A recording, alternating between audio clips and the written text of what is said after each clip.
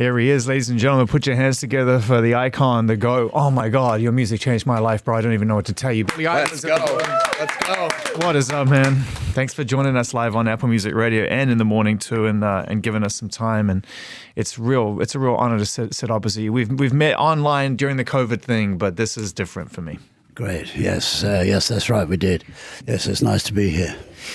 So much going on right now. The documentary, the album that came out last year, the touring that continues to happen. Man, you do not stop. How happy is your spirit right now with all of this going on, looking back and looking forward? Yeah, it's been a lot of fun. It's a lot of work, but it's worth it. I think I've got to kind of do things while I still can, because you just don't know quite what's going to happen in the future. So we're doing it while we can. That's it. That's what we're doing. Hasn't always been the way. I mean, there were considerable times, obviously, post the accident and whatnot, but also where you just seem to take time for yourself to go and live some life and figure some things out. And you look back on those times now, and I think with artists, a lot of musicians listening right now who feel they have to work all the time. How important were those two gaps you took, which were more considerable than most? Well, I had experiences in that time that, like with my son was very young at one point in the 90s, and me and his mother had broken up, so I think he really needed me. Yeah, I love that. So actually, I had a great time. I really enjoyed the time. I've got that in my heart, so to speak. Yeah. That time I spent with him, and then one day I had to say to him, sorry, Will, I've got to go back to work. or the audience is going to completely disappear. But it was great, and so I've got memories like that. There's things and I think maybe that feeds you in a way that you can't really quantify.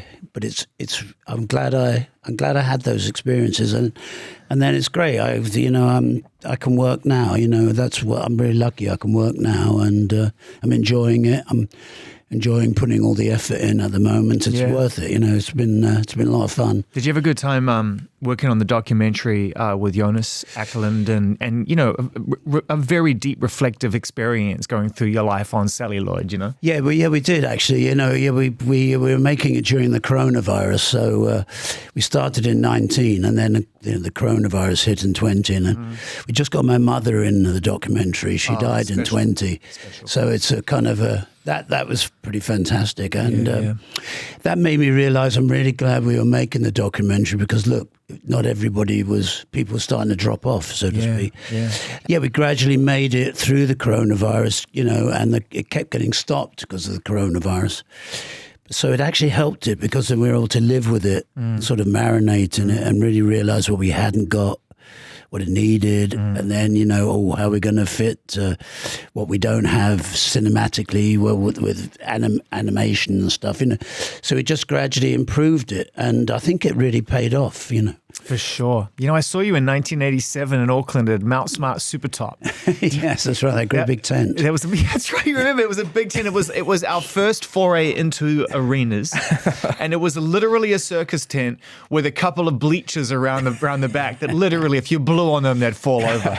That's and right. you guys came out to Dancing with Myself, and you absolutely demolished that. I'll never forget that show. It was a fantastic night. I mean, the tents actually sound really good, funnily enough. There actually is a good sound. So it was I enjoyed those couple of shows. We did, I think, 2 nights. Well, we were good to you, I think, and can remain so. We were one of the first countries that, would put your album at sort of 1, 2, or 3 in the charts. And I remember New Zealand really loved you and loves you still.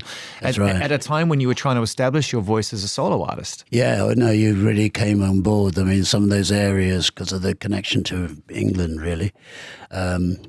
Canada and Australia got into it first. It was fantastic. Yeah, man. If it's with your blessing, because... And New Zealand, of course. Thank you. Isn't it amazing how music changes shape? It really is.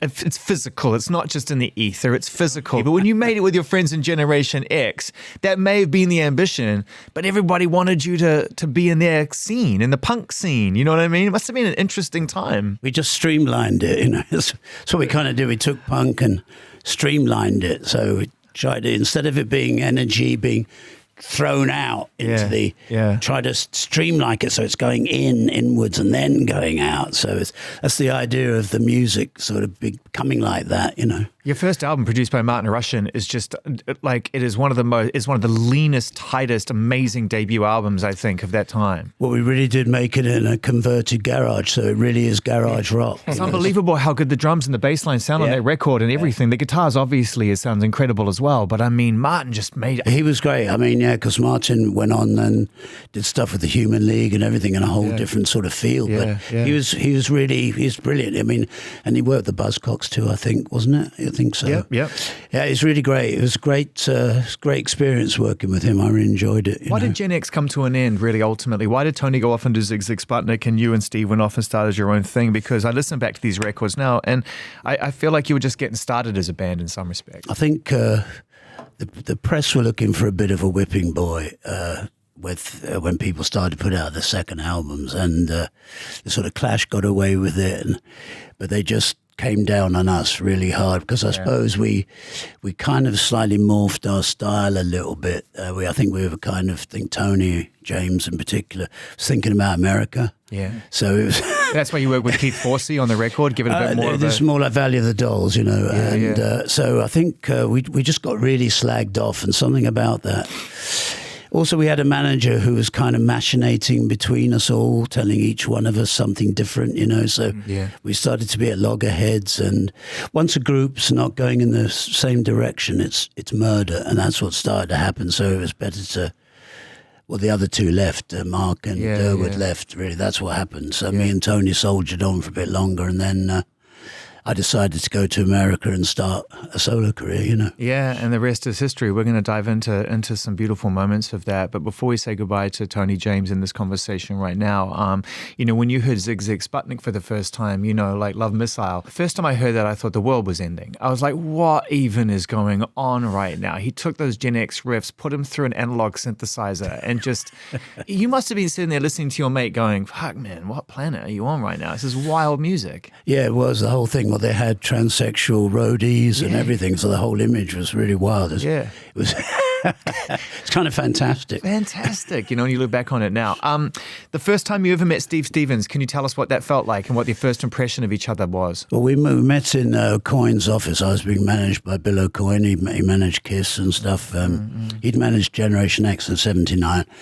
And I'd gone to America, New York. He'd said, come to New York. It's bankrupt. Anything goes. You've got to come there. So, oh, great. I'm coming. You know, because I thought, well, if I go somewhere else, if I stay in England, it's likely nothing will happen because, you know, the English have seen you. They feel like it's over. Yeah.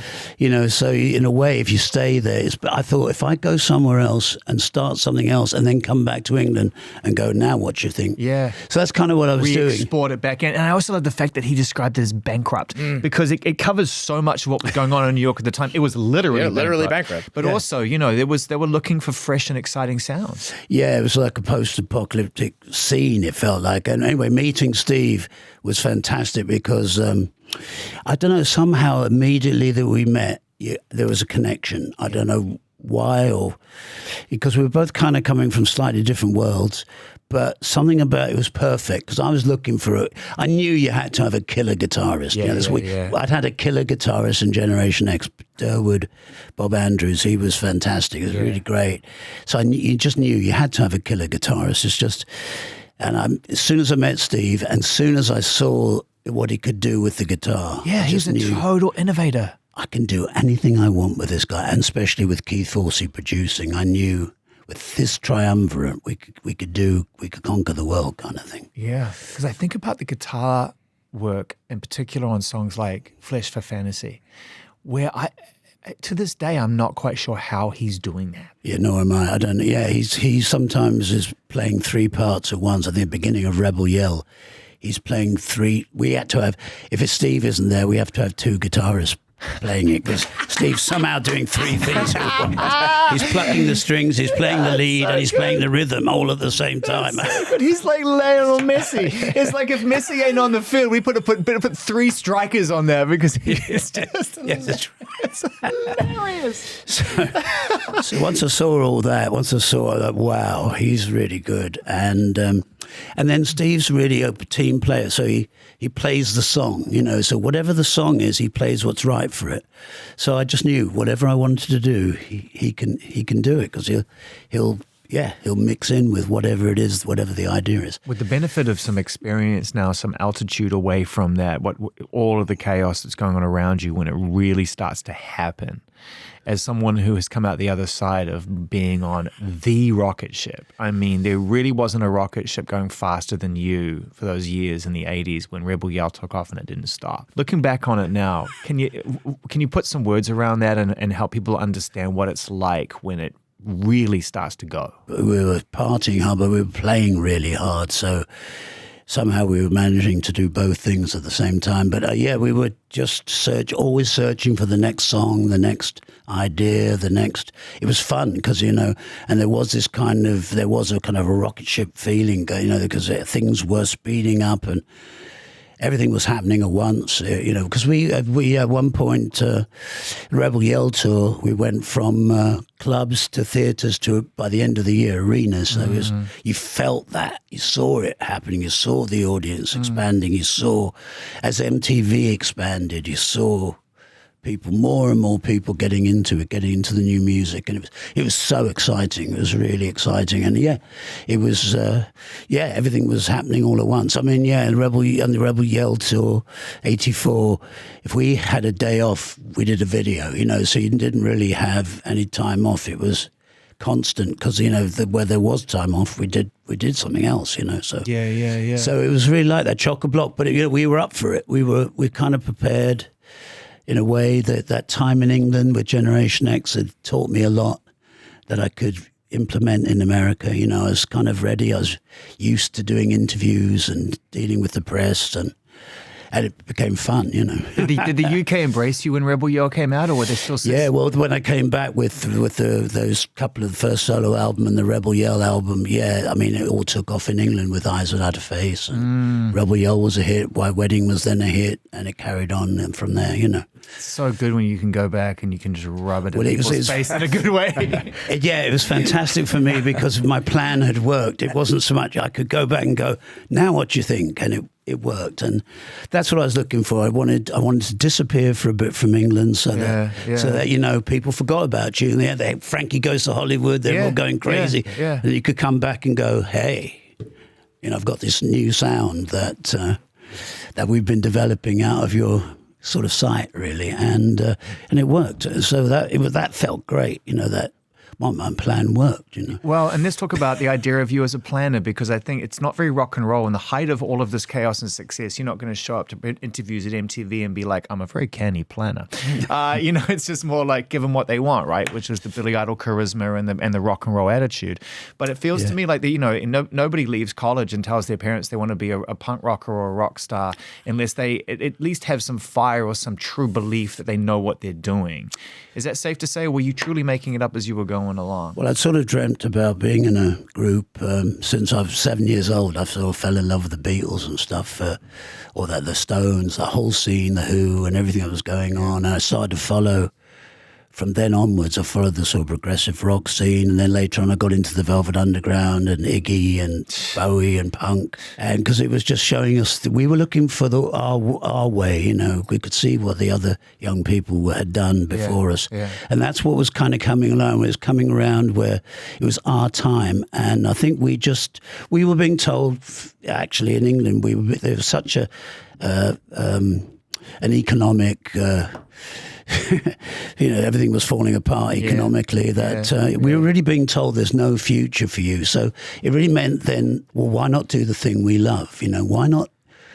And it's like, even if it only lasts 6 months, a year, 2 years, at least we'll have done it. And then the Pistols, you know, finding out the Pistols were out there and there were other people like us.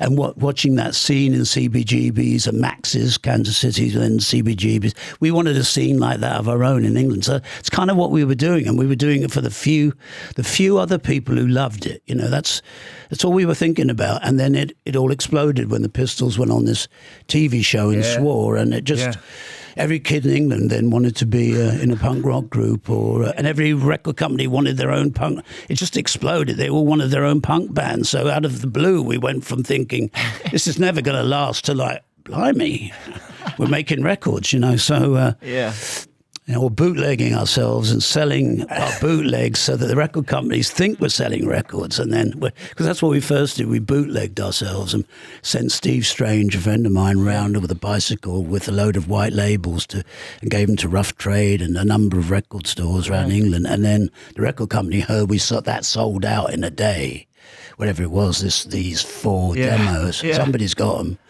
And we were doing things like that. We'd read all the books and we were sort of like having fun with it. Amazing. This is awesome. marketing. Right, this is bootlegging your own gear is wild. Marketing. Like this whole idea that is the great con of all time. Is you all came out just like, we're just gonna throw everything against authority and fuck the system. But you guys were like low key marketing geniuses. This is amazing. Well, It's so good. It's too much, B. I tell you, I can't handle this shit right now. I'm tripping out. I'm so happy that both of you are getting inducted into the Rock and Roll Hall of Fame. Oh yeah, that's the best thing. I think that Steve's getting inducted along with me. It's just fantastic. Yeah, I mean, these records, your voice, your words, your passion, undeniable. But as we established before, and to talk a little more about it, the combination of the two of you is just something magical. And I think when an honor like that happens, to recognize that you're driving each other to greatness. It's not one leading the other, right? Yeah, that's right. We're driving each other, I think, most definitely. Yeah. That's what I wanted. I was looking for a songwriting partner in Steve as well, because I'd had that with Tony James. And that happened as well. So, it was really fantastic to find out we could write songs together and everything. And, like I say, the plan was working, like. What does it mean to you and subsequently to Steve, and in particular to you as somebody who, like you said, only wanted to just get out there and see if you could do it for as long as you're allowed to do it? Yeah, because you don't really know if you can. You don't know. You have no idea. You're just sort of wishing, as my skinhead friends used to say, wishing on a dog end. Yeah. Just wishing that, you can do it. You just don't really know. So you have to find out, but then you just got to do it to find out. That's the thing. So at some point you have to commit to it. And I think, we wanted to commit to it. That's the thing. We wanted it to make it our lives. That's what we thought was important. We thought something about it's important. I don't know quite what. But we just did. We just thought for the youth of our time, to be a voice piece for the people of our age or whatever, and give different opinions too. Give people a choice. Really, that was the other thing. Give people a choice in music. That's what we were kind of thinking a little bit. Is what punk was all about as well. Was like we're going to give people a choice. They're not necessarily being given that on the radio.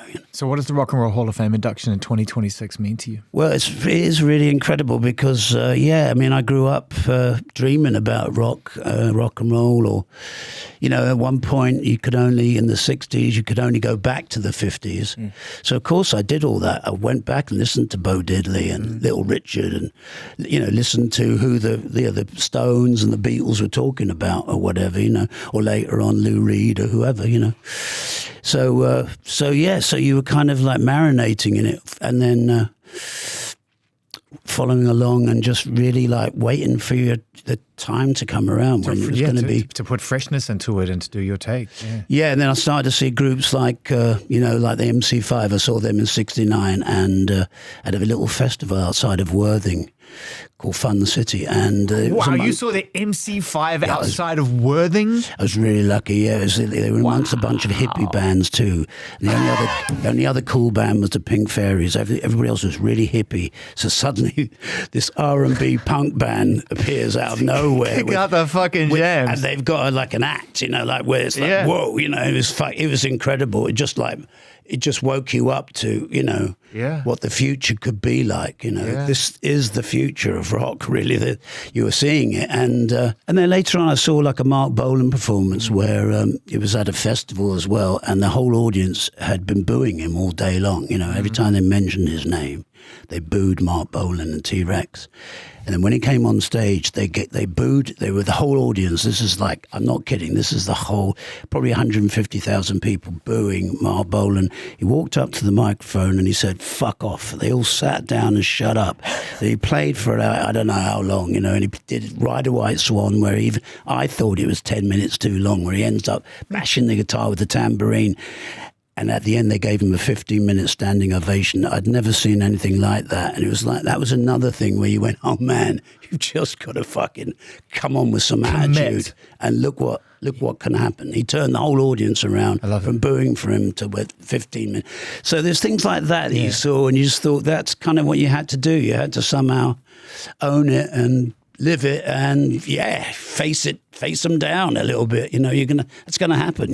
Totally. I mean, I feel like going back just for a second, like talking about this idea of like realizing, you have a finite one-shot chance, right? Like 6 months, 2 years, whatever it is. I feel like when you started off as a solo artist and that pivot happened in the 80s, I feel like you were, again, speaking to your marketing savvy, you like embraced the rocket ship of MTV. That's such a perfect time, right? You look at the visuals for Rebel Yell, and I feel like you and your music at that time was on constant rotation for me as a kid. And like having my brain rewired and seeing this shit on TV for the first time and not knowing what I'm doing and not knowing what I'm seeing and trying to make sense of it and being like, I don't know what it is, but I like it. Were you hip to like what this was as an instrument because of what MTV was so early? Like this new medium, this new format? Well, my manager, Bill O'Coin, he'd been in TV in the late 60s, and then he started managing Kiss and everything. So he kind of still had his toe in the water. He knew on cable TV there was going to be this 24-hour music channel, and he knew I'd be perfect for it. It's another thing. I mean, when I decided to go to America, that's what he was saying to me. He's saying, there's this 24-hour music channel coming. You're going to be perfect for it. Because you're not smacked in the face by the ugly brush, Billy. To be fair, I had to use everything I had. We had to survive. There's nature and there's nurture, and you just got a bit of both, and you had to get a bit of both. MTV asked for the shirt on the way on the set. Give it here. Come on, take it off. But that's it. We kind of knew the new music would need a new platform because there was a bit of a stranglehold from the radio, the 60s and 70s. Those people have been there and really that they'd owned that decade. So they couldn't imagine there was going to be anything good about the 80s. Yeah. And I think we knew that we were going to show them there was going to be something good. But that was the great thing. MTV did give us a platform, which then once, the radio at first didn't want to play my records because I had a punk rock image in America. Yeah. They thought punk, it didn't sell advertising dollars, They just did, punk rock image. Well, once they saw what was happening on MTV, it all fell away. Any sort of barrier that we had gradually fell away because of the power of MTV. As the MTV grew and then the radio stations could see the new music was working, that the new stars, Prince, Madonna, Billy Idol, it was all happening. Oh man, I mean, just to be in a room at that time when they were giving out like shiny gongs and you're sitting in the same row as those people. I mean, talk about a wild journey across the Atlantic to get into that kind of space, and from there, incredible success, man. And but let's just acknowledge the charisma and the success that you were born with and have achieved.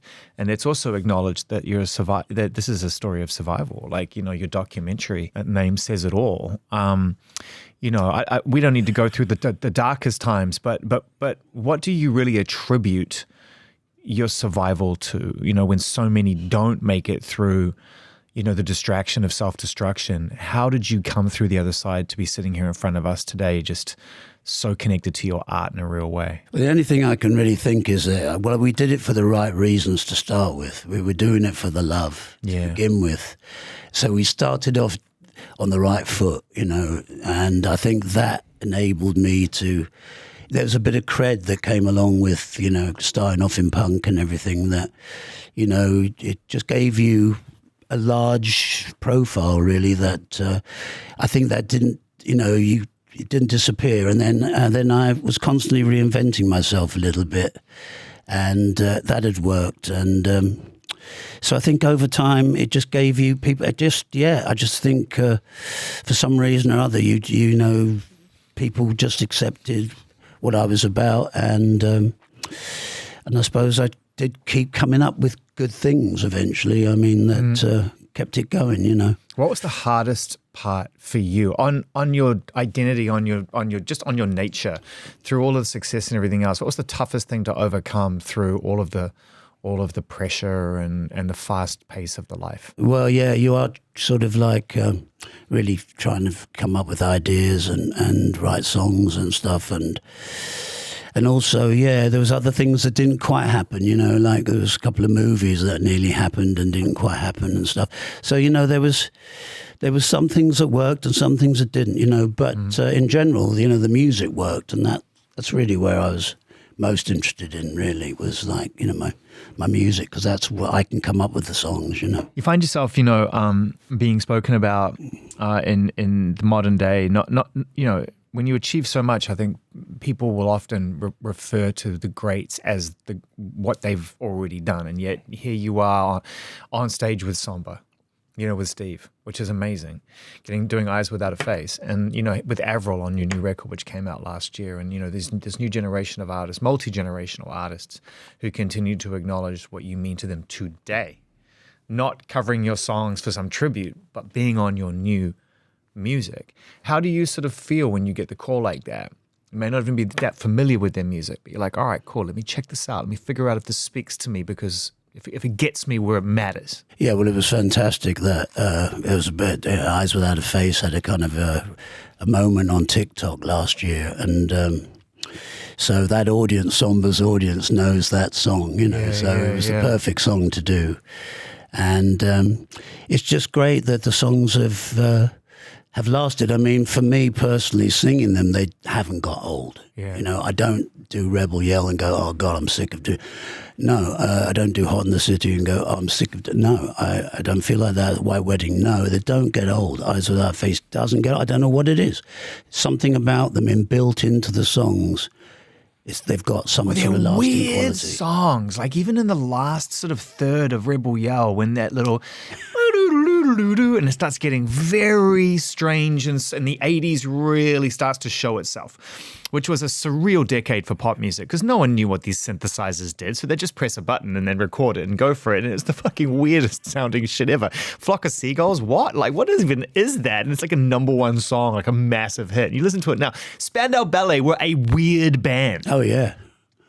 Simple Minds were a very New Gold Dream is a weird album. Yeah, great album. Great fucking album. Not obvious. Yeah, no, that was part of it. I think we were a little bit I was starting to mix synthesizers in with rock guitars and stuff, and because you know we liked Kraftwerk just as much as we liked the Sex Pistols. And I even hear a little bit of Simple Minds and things like Flesh for Fantasy. Like I hear some of the transitions and the way the synths really guide. Well, I was listening to them a lot. You know, I thought they were great. You know, and so yeah, I was listening to all those sort of groups. You know, Joy Division and Simple Minds, Simple and all that. Minds and everybody, and you know, sort of, you know, doing my own version of it, if you see what I mean. You know, just that's what we're kind of replying with my version of it. What an amazing opportunity I've had today to spend time with you. We're going to finish the conversation in a second with a song taken from your latest album called Dream Into It. And obviously you've got the Vegas thing coming up, which is going to be off the charts. I mean, you know, good luck getting out of that town. They're going to hold on to you as long as they possibly can, because that's the kind of dream show for Vegas, to have people come out there, especially, you know, people at our age and a little bit older or younger who are fascinated by that, to go and have what is effectively a punk-inspired show land on the Strip is a sign of the times. Yeah, that's right. We play there. We don't play all the time now. There was a couple of years ago where we were playing there a lot, but I think it's just 5 dates this year. You know, obviously the documentary does a great job of telling the story up to this point. The Rock and Roll Hall of Fame will honor the story up to this point. Dream Into It suggests that, you know, there's fire in there and songs that you want to continue to make. You said when we started talking that, you know, it's move it or lose it, man. You know, you want to keep going and keep creating things. So what are you working on now, and what do you want to achieve in the near future? Yeah, well, I haven't really made that many albums. I mean, I think I've made about 10 solo albums. Like I went to Elton John's Yellow Brick Road goodbye tour sort of thing, and you walked backstage over his albums, and it didn't stop. I don't know how many records he's made, millions. You know, I think David Bowie's made 25. So I've got a little bit. I've we've got some things to catch up on. And so I still think, there's things we want to do. We're still excited. We're going to be working on some new music in June. Amazing. And we're going to see where that goes. And we never do quite what we did last time. You know, we never quite repeat ourselves exactly. So even I don't know exactly where we're going. It's going to be fun. I do. Surely Andrew Watt's got to be like lining up around the block right now. I mean, where is the Andrew Watt record? That's what I'm saying. I mean, this guy, he loves it. I mean, he knows how to really breathe fire in there, man. And I'm telling you, there is fire in there. That would be a dream for me as a fan. Not to try to parent trap you too. That'd be great. I've had a really, really great time meeting you in person for the first time. I hope we get to do it again. You know, I often just wrap these things up and play the song, but it would be a missed opportunity for me to not keep it together, to not really genuinely look you in the eyes and thank you. Your music came along, man, and it really united me and my mum in a very real way, and it gave me also a private place to disappear and to be able to really establish my life's mission, which is to be as close to music as possible. In a roundabout way, Billy, I'm saying I wouldn't be sitting here getting to do this, having lived this life without you. So thank you so much, man, for everything you've done and continue to do, man. Nothing but love for you, sir. Nothing. Thank you, Zane. Thank you, everybody.